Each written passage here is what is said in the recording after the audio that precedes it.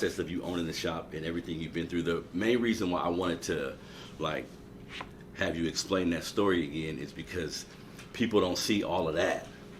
You know what I mean? Mm-hmm. People don't see that process. Yeah. People will come in here and then see that store or whatever it may be on how they view shit when they see somebody they deem as successful. Mm-hmm. Not knowing, man, it's been years. Mm-hmm. It's been years. I had to get this spot. I had to get a different spot. I had to, and people don't know like the anguish that come with starting something and all your chips is in it.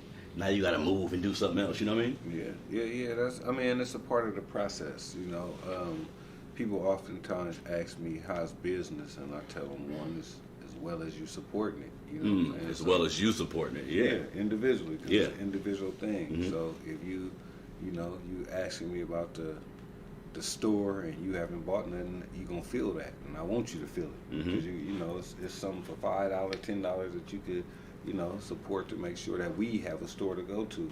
You know, a lot of times we complain about the treatment in stores we go to, but don't support the ones that we have that's focused on making sure. I mean, that's directly for us because I'm building for my people. Mm-hmm. I mean, inside and out, inside the home and out. Yeah. You know, so family members and abroad. You know, so we have an obligation to support each other. You know. See, and that's the biggest thing. And that's like one of the things that I'm learning, bro. That people will support you like verbally sometime and in spirit, I guess, but they ain't gonna buy shit.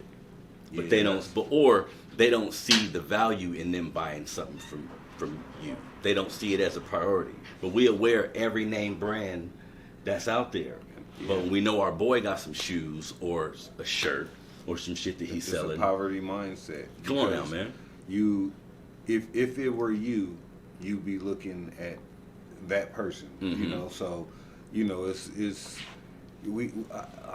I don't know if I said it on the last podcast, but I oftentimes see my nephew as myself. Mm-hmm. So I want to treat him like I want to be treated. Yeah. I want to wow him like I want to be wowed. You know, I mean, and with no back end. You know, it's not. I'm looking for him to do nothing except be a good nephew. But that's the state of mind everybody got to get to, bro. Because I think a part of that shit is like getting to a point where you love yourself. Yeah. Getting to a point where you've gotten over all of the dysfunctional things that may have happened to you or the ways about yourself that you don't like. Yeah. Once you start addressing that shit and hitting that head on, then you can remove you even possibly being a hater. We don't spend enough time by ourselves. We rush relationship to relationship. That's a fact. And fault the person that we get in the relationship for the discomfort that we refuse to address relationships ago. Nobody wanna look in the mirror. Most times, if you having a real deep problem in your life, like some shit is just going wrong, nigga, just look in the mirror. It's you. Yeah. You know what I mean? 99.9, like 100%. Yeah, and misery loves company. Like that sounds like a cliche, but sometimes that's how two people find each other. Yeah. Like that's how they find love and shit. Yeah. You know what I mean? Yeah. Because you're in such a miserable state of being, you're gonna attract that energy whether you know it or not. You attract what you put out, what you emitting. You're gonna attract 1,000%. Like men, I know a lot of men who find themselves in positions with women where you got a baby mama or you got multiple baby mamas, and then you get to a point where you just resentful and you end up taking the shit out on the kids. Yeah. Nigga, that's kind of your fault. Yeah. Like the inception of a relationship between a man and a woman, you getting at her, you putting in time to woo her, however much time that actually took. Yes.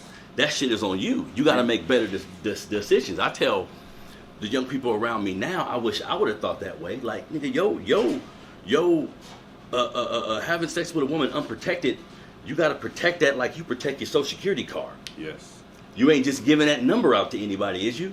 Right. It's the same thing because once you give it to her, I mean, ain't nothing you can do then. Yeah, that energy's out there. What I realize about us young black men, or the young black men at this point, is we enter into relationships before we can afford to. And when I say afford, I don't mean monetarily. I mean healing, Have we done the proper healing within ourselves? Have we learned how to treat a person in a relationship? Have we learned what we actually like? I mean, have we learned how to conduct and maintain ourselves before we entertain a woman? Because women like a lot of different things. And oftentimes, once they send you this way and you get there, they want something on the whole other end of the spectrum. And if you're not prepared to, you know, to create that median for that, you know, you'll be all over the place as a young man and not really know. See, that's what a lot of young dudes don't know. You know what I mean? Especially that's how I was raised to a degree, where you kind of treating women a particular way before you even know who you are.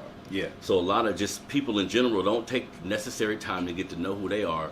Then you can find the right partner, because you're gonna attract what you are. Now, if you got an ain't shit stage in your life, and that's when you found your wife, you may have attracted an ain't shit motherfucker like you is. Absolutely. You see what I'm saying? Yeah, you did. So you see what I'm saying? Because that's what you was attracted to. And the ain't shit part of them, the part that you could relate to. You see what I'm saying? Like, it takes time as a man to, like, that's why I think when going to high school and like college or going somewhere out of town, all this can be beneficial. Yeah. Because you need time to yourself. You need time to like really figure out who you are so you can know what you like. Yeah. Like a lot of men, bro, I'm telling you, they're running into hell of problems because one, they don't know who they is, and two, you've never taken the time from a like a boss position or in like a position where you in control of yourself, where you said, from this position, I'm gonna choose my mate. Not when I'm fucked up, not when I'm dealing with some healing because my daddy wasn't there or somebody died or any poverty, whatever's going on in my life. Once I deal with all that, then you're going to really be able to see who for you. You know what I mean? Absolutely. Absolutely. You have to be able to. And the thing about that is it's a alone place, which is often associated with lonely. Yeah. You know, people get in that state. You have to be alone and deal with yourself alone. And if we're like, I talk to a lot of dudes and I ask them, have you ever lived by yourself? The answer is no. You know, so you don't really know yourself. So a lot of these dudes never really learned who they was without a woman. You know, just as a man, just who they are. Yeah, who they are. And some, you know, we got certain brothers who learn that kind of shit. They get forced to because they go to jail or something. Yeah. So you forced to be in solitude. That's a terrible place to learn. That's a terrible place to learn any goddamn lesson, right? Because we forced to do. I'm a person. I do what I want to do. That's all I want to do is what I want to do. You know, and I don't like to be bound to what other people think is good for me. You know? So, I mean, within reason, you know, and God is my head and my forefront. So, you know, I'm accountable to God first, you know, so the want to do is within that and after that. Yeah, you know? But see, I think what happens is, because we was talking earlier about just our community and how we raise this shit, a lot of young dudes, the being involved in all that dysfunction, I think a lot of times it'll move you away from school. It'll move you away from education, where you really kind of reject that shit to a degree, right? And on some real shit, bro, like the majority of individuals that are in penitentiaries in this country are black and brown. That's a fact. Like 60 to 70%. 30-40% of them is operating illiterately. Like they can't read. They can't comprehend the correct way. You see what I'm saying? I think what a lot of brothers don't want to admit is sometimes because you didn't go to school, because you didn't pay attention enough, I know some dudes, like, filling out a job application is a problem for them. That's agenda too. Coming from a person that, and I like to speak on this because I've obtained the American dream and the success based on what the common person would consider successful, owning a business, owning a home, raising my children, you know, the blah blah blah. I am one who feel like the school system intentionally didn't teach me. They intentionally passed me up, and they intentionally 1,000%. wanted me to be who we are speaking on right now. And so it's you know, I don't not hold the brothers that went that route accountable to just, I don't just give them, you know, just full, give them a pass. A full pass, but we have to be compassionate to, we're black, and that's they're in there. And there's a lot of shit come with that. They're in there because they're black, and they that, oftentimes have us two brothers out here free, thinking that there's something wrong with them because they were a victim of the circumstance, and we weren't. And that's how we ignore our brothers that's in disproportionate positions and unfortunate positions, because we think, no, they could have did, they could do, and they could, but a lot of times their background and where they come from didn't support that. Well, and it happens less times than it does, because I hate when I'll talk to somebody about black folks having kids as teenagers, doing shit before they ready, and they be like, well, nah, you shouldn't go the route of not having the kid or having an abortion or something, because that could be the next LeBron. So you just allow it to happen and we'll figure it out later. I'm like, nah, how about we relax a minute and make sure the family is together before we start something, before we decide we want to bring kids into the picture. Because we bring kids into the picture later, and now we ain't got no money, now shit all fucked up, and who we blaming? You see what I'm saying? And the cycle just keeps on continuing and continuing. We're here to procreate. We just have to get a clear understanding of what that entails. You know, my mom was very diligent about me not having children as early as I was, you know, intending on having them, you know. And wait, I never asked you, did you grow up with your pops? My biological father passed when I was 12. My mom married when I was about 2, so I grew up with a dad in the home. A step pop, but but he was like your dad. Yeah. Okay. Yeah. He was the man of the house, and he provided, and I was able to see a clear example of that particular portion of what a man is supposed to do. I didn't know that about you. So shit. So that helps a lot. So did you see a difference between you and like your partners that was raised around you that didn't have pops? Very clear difference. So it takes me back from that. When did the dad get? When did he leave the home? And it takes me back to the crack era. You know, so this is when, and my father was a part of. I mean, I'm born in the 70s. And, you know, that hit in the 80s. So I've asked, was my dad ever into drugs? And I've never got a yeah.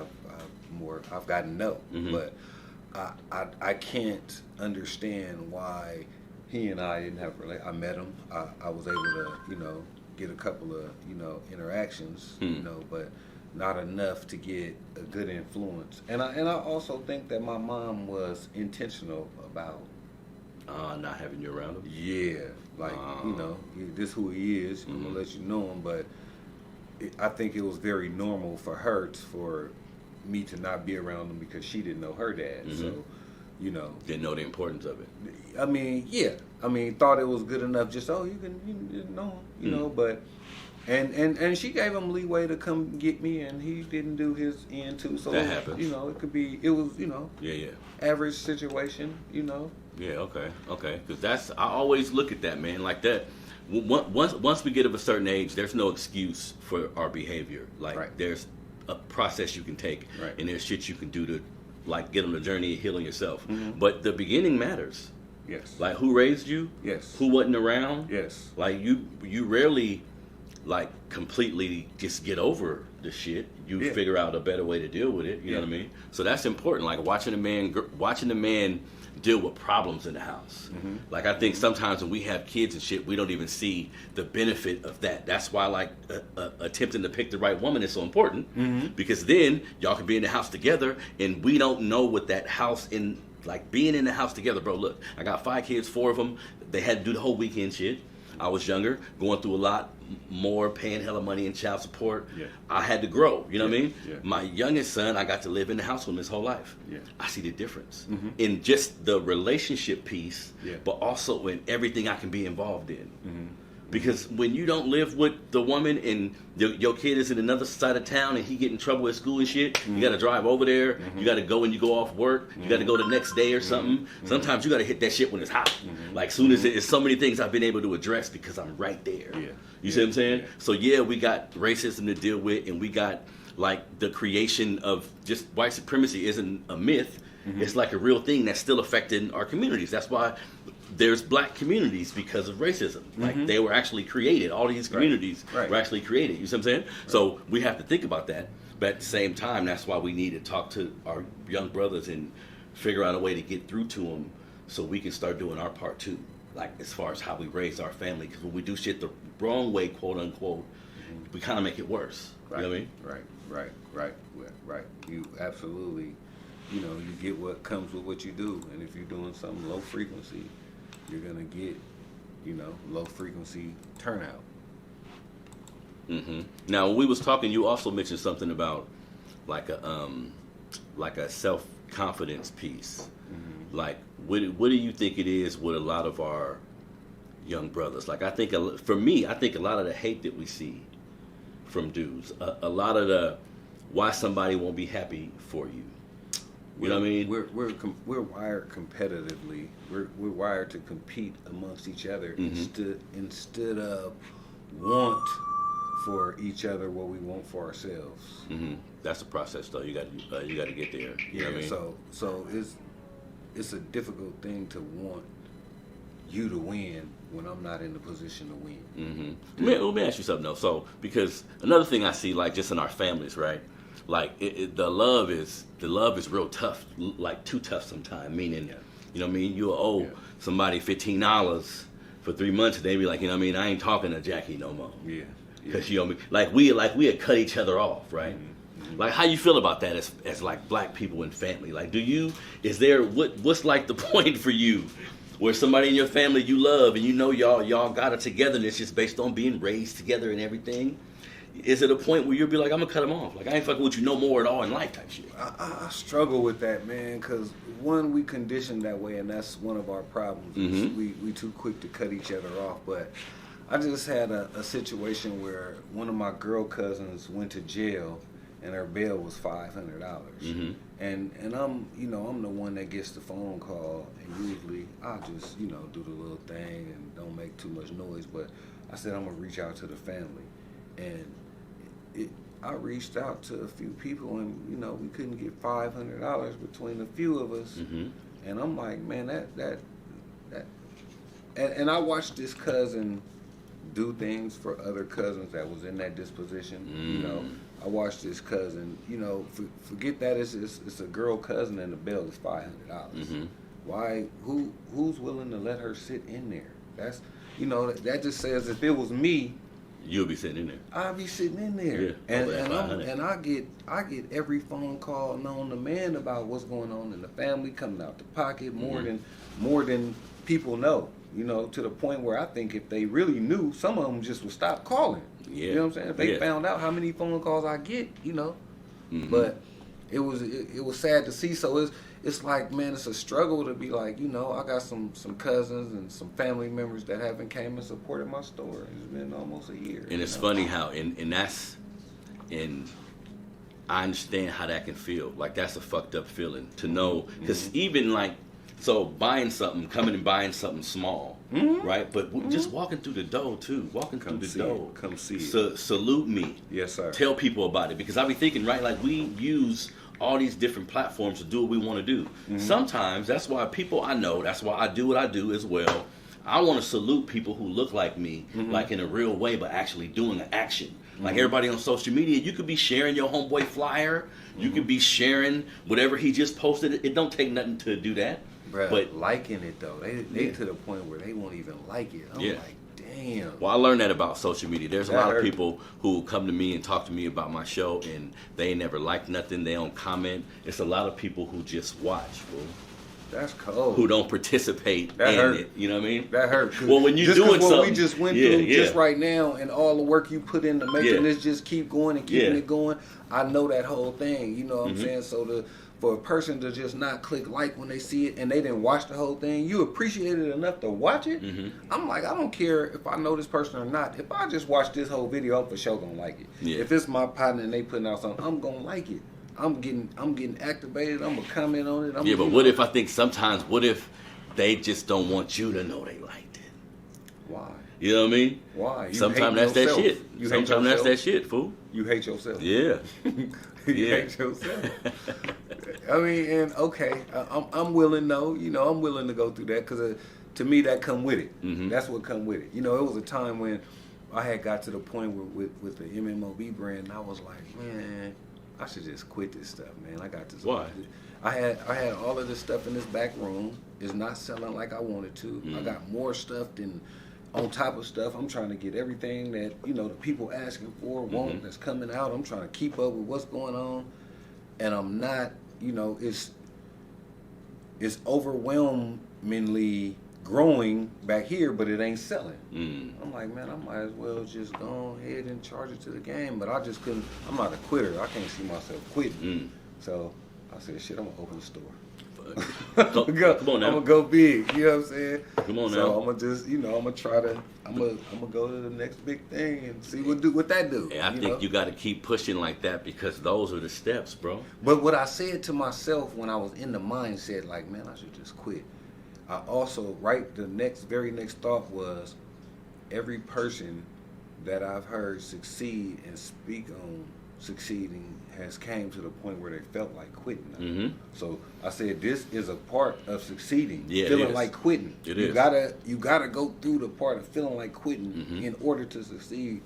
So I'm like, all those emotions. You should experience all those emotions while going through it. You know, it hurt because I think trying to be creative and do something outside of the box, it could be tricky, bro. Because you still got bills. You still gotta support your family. You still gotta be engaged in the shit that your immediate family is going through, while still needing that headspace to actually work on something that's creative. You know what I mean? Yeah. Like you have to get out of the norm of all of these things to get in a creative space. You have to get out of your normal environment. I usually create when I'm cutting grass. I usually come up with all this stuff. That's what you think about yard. shit. Yeah. Well, it's just difficult though. That's why, like we was talking about earlier, with young dudes wanting to rap or open a business or be a barber, anything they looking at that looks like it's appealing. The biggest problem is you don't want to work at it.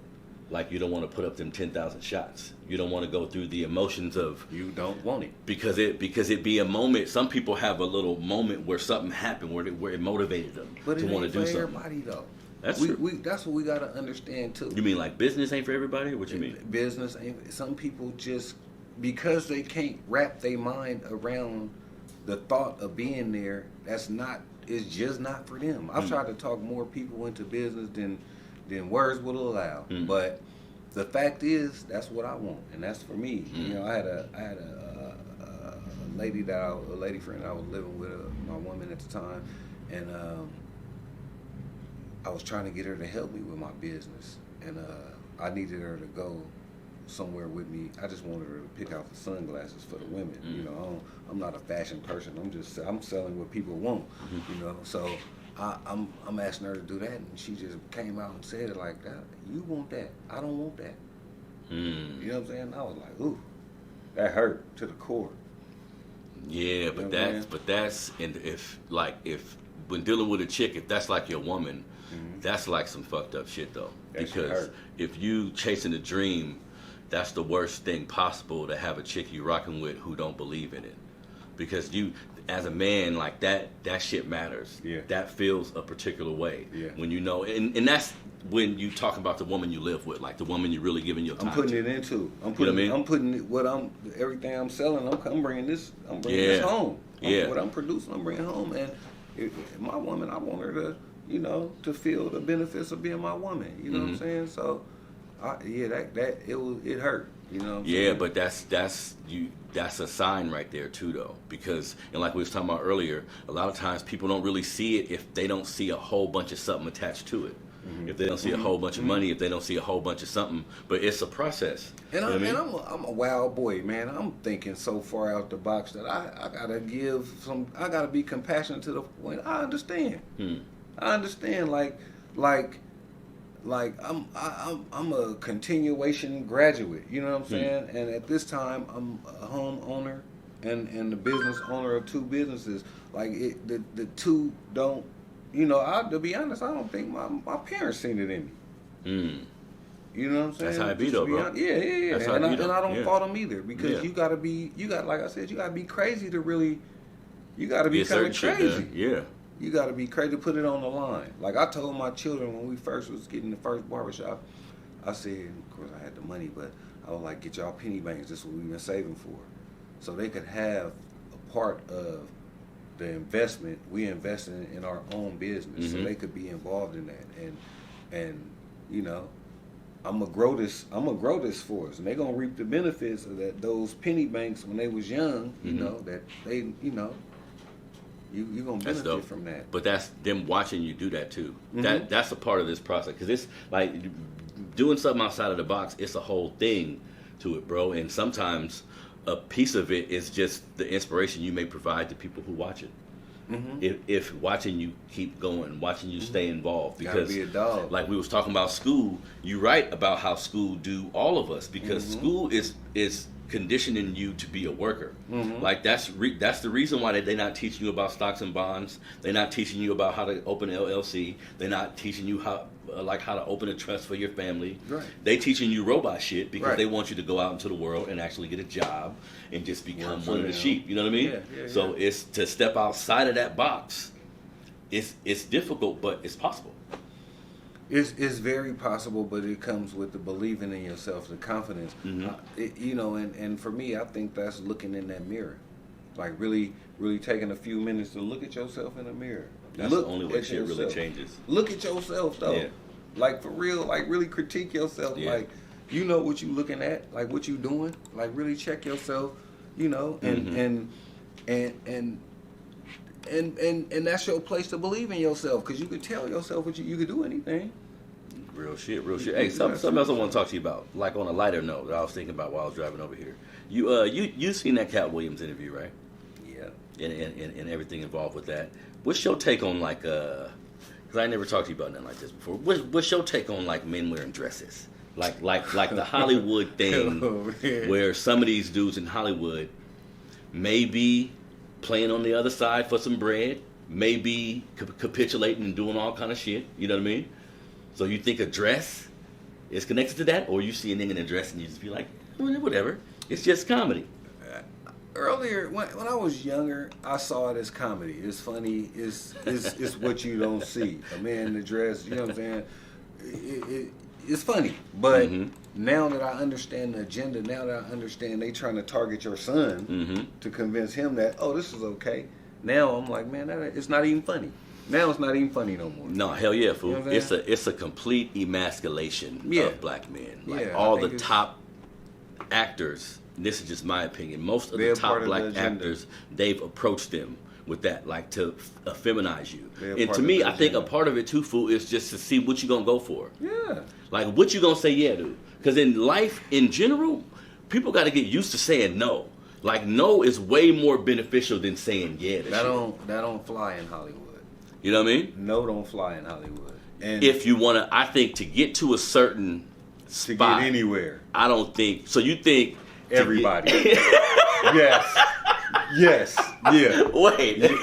Or we already talked about it. You want to dig back into it? So you think everybody is on some bullshit? Yeah, every one of them.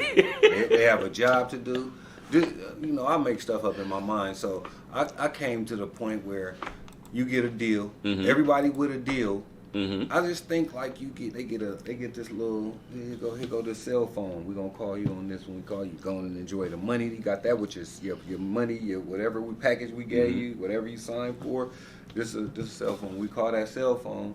We're gonna have some stuff that you gotta do that's pertaining to this money you accepting. That's in the deal you just accepted. And I think that it's a slow and gradual process. Yes, not as just bam like first you think it just come to the party. Yeah, and you saw that over there.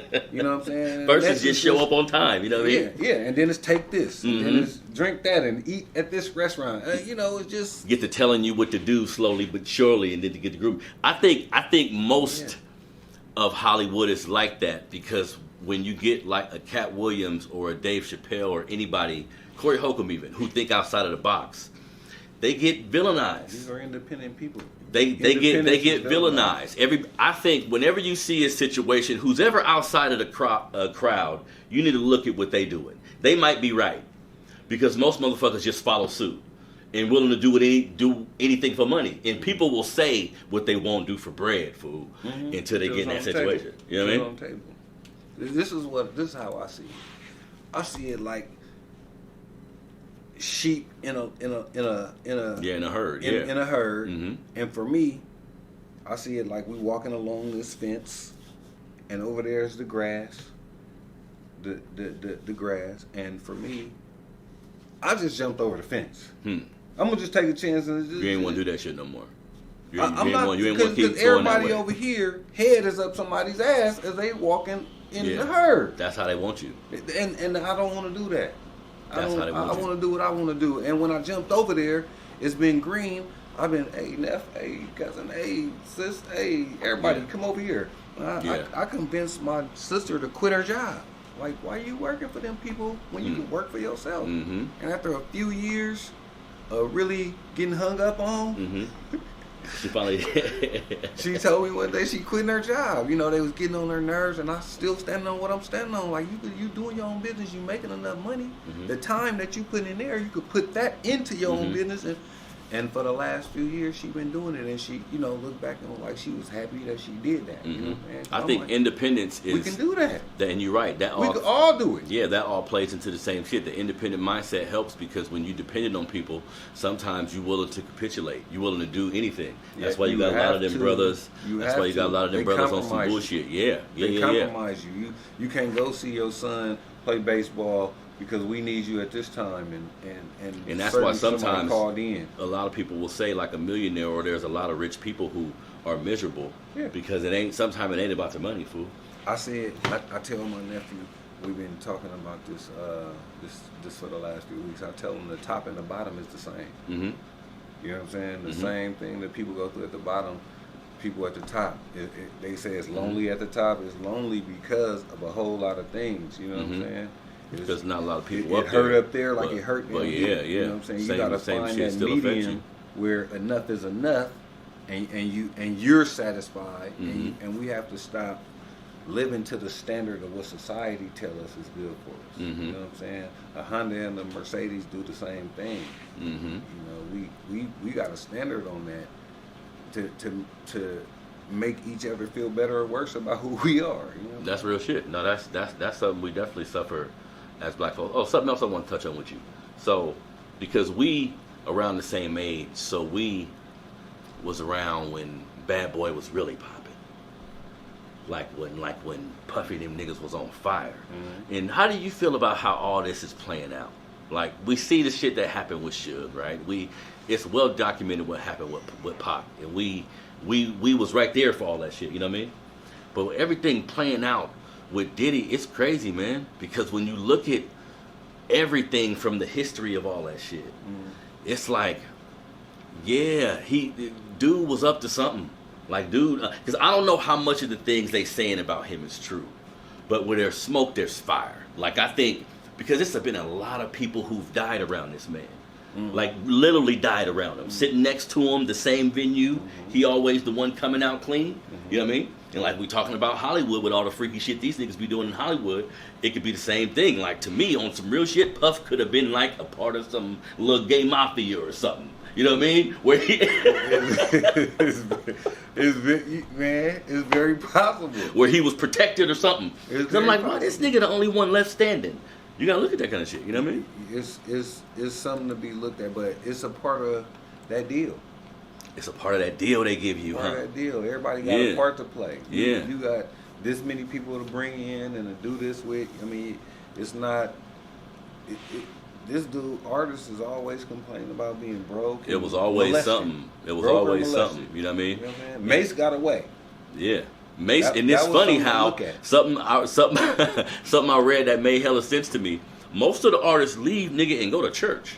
Like, go to a faith. Because, yes. You know what I mean? They'll just go. They'll just move on and start doing some other shit, nigga. They gotta get religious because it's demonic. Man, and that energy. They're trading money for when they say selling their soul, they're actually just doing a bunch of things that they wouldn't have never done, to the point where they can no longer look themselves. Yeah, selling your soul sounds themselves outlandish and kind of spooky. Yeah. But in reality, you just agreeing to do a whole bunch of shit until all of the shit adds up. Yeah, and You know then what I you mean? can't look yourself in the mirror no more in the face and feel good about you no more, because you know you didn't been a part of all kind of you know, low That's a fact. frequency. Yeah, that's a fact. Because I know there's always a lot of shit going around on the internet as far as like with everything going on with Puffy and everything that happened with Biggie and all the players. And a part of that is bullshit to me. But also a part of it is we just live in a new generation, fool, where it's so many available platforms to speak. So there's been a lot of people who's been around a lot of shit. So some of them is just saying, sometimes it's clout. But I think sometimes it's just, I was around, I want to share what I seen. You see what I'm saying? So everything don't be bullshit. I think it'd be a mixture. It'd be a mixture of both. You just kind of weed through it a little bit. What You know what I business mean? do they have? You know what I'm saying? What business do you have with sharing that? Why you want to share it? That's Attention. Yeah, and that's a the problem. relationship got fucked up. Yeah. Because if You y'all wanna was still expose- cool, you wouldn't be sharing Yeah, it. you want to expose You know what I mean? somebody, or you know what I'm saying? It's all low frequency. The industry It's all low has been frequency. perverted to the point where it's no longer the industry. It's perversion. Man. It's about men wearing dresses. The women is rapping harder than the dudes. They rapping about whoring. Bro, I watched The dudes is whining. I watched the BET Hip Hop Awards for the first time in hella years. I think last year it was on while we was cooking or something. In every hip hop category, it was a female rapper. This is real shit, bro. Like the new artist of the year, the best hip hop artist, not female, just the best hip hop artist of the year. And it was all these chicks rapping about dick and pussy who couldn't really rap. You know what I mean? A whole bunch of them that I ain't never even heard of. You see what I'm saying? That's a part of the agenda, and that's what the that's a industry is part of about. it. And even like, because our clothes used to be hella baggy, and that shit look crazy. Like if you look back at some of the pictures, I'll be like, goddamn. You know what I mean? So I believe in slimming our clothes up, and that's always been like a fashion thing too, to wear your clothes a little bit slimmer. So I get that, but that shit's a part of the agenda too, bro. They perverted it. And I think they won't. This is my view on the United States. I think in about 20 years, maybe even less, it's going to be like a homogenous society. Meaning, you look at a group of people and you don't know who a man or who a woman. Yeah. Nothing about their physical presence is going to tell you what they are. I was looking at my neighbor You know what I across mean? the street, and I said, man, that's a damn shame. I don't know if I'm looking at a dude or a chick. 1,000%, bro. And I stood there just looking, just because of that. To me, that's a part carrying of an herself agenda, hood bro. on her head. Yeah. And I found out, after looking for a long time, turned out it was a chick. But I was like, man, that's crazy. 1,000%. 1,000%. Because, and to a degree, like, I don't have no problem with gay people. I know gay people. I truly don't view it like that. But that movement has been politicized too. You know what I mean? Yeah. Because I watch, listen, I know there's a lot of gay people in all communities, right? Or enough to be represented. But, fool, every TV show I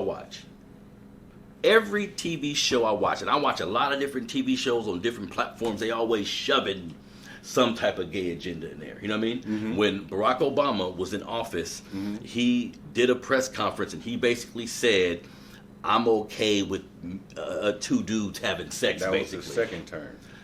And once he put that out there, all these bills start getting passed for him. They raised hella money. They politicized that shit. Now you can't even speak a certain way or they're going to come after you. You know what I mean? That was, They have silenced the alpha male. 1,000%. Or they try to at least. Bullied us. Here's the thing. They doing a good, they will attack your business. Yeah, you're going to have to apologize to that motherfucking ass. Yeah, And I'm